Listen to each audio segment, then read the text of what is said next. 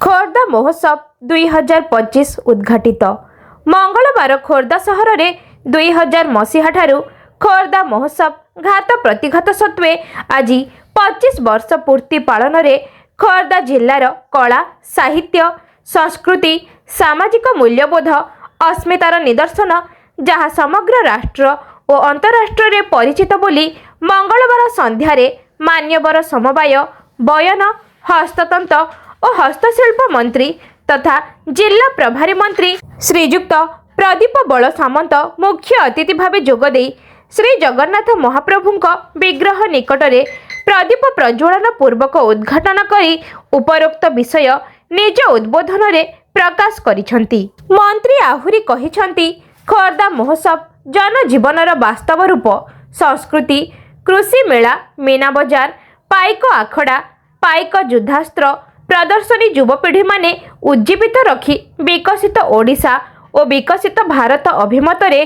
जागृत हेबाकू आह्वान देइथिले। महोत्सव आयोजन कमिटी न्यू थिंकिंग फोरम रो सभापति एवं पूर्वतन विधायक डॉक्टर दिलीप श्रीचंदन को पौरोहित्य रे टीएलसी रोड बीडीए पड़िया रे अनुष्ठित उद्घाटनी समारोह रे मान्यवर विधायक खोर्धा श्रीजुक्त प्रशांत कुमार जगदेव स्वागत संभाषण और महोत्सवर दीर्घ 25 वर्ष पूर्तिर इतिहास संबंध में वक्तव्य रखी चलित वर्ष महोत्सव युवपीढ़ी को एवं खोर्धा जिला को विकसित जिला सह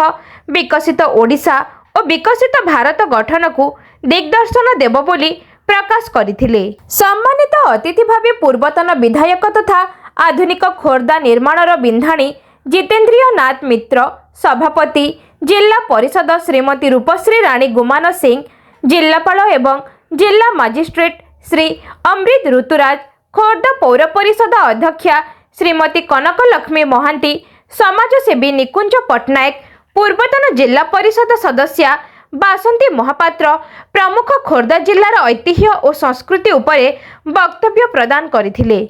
अतिथि परिचय महोत्सव कमिटी साधारण संपादक नरेंद्र पृष्टि प्रदान करथिले। अति आनंद उल्लास मध्यरे आतशबाजी कार्यक्रम मध्यरे अतिथि मानक उपढौकन महोत्सव स्मृति फलक प्रदान करा जाई संवर्धित करा जायथिला। उद्घाटनी समारोह रे मान्यवर सांसदक प्रतिनिधि श्री दिलीप कुमार होता बहु जनप्रतिनिधि जिला सूचना और लोकसंपर्क अधिकारी लक्ष्मण कुमार बेहेरा गणमाध्यम प्रतिनिधि वृंद बुद्धिजीवी मान्य गण्य व्यक्ति वरिष्ठ नागरिक माने और बहु संख्यार जनसमावेश होइथिला। खोर्धारू दुर्गा प्रसाद षडंगी रिपोर्ट अनुध्यान टीवी और अनुध्यान दैनिक खबर कागज।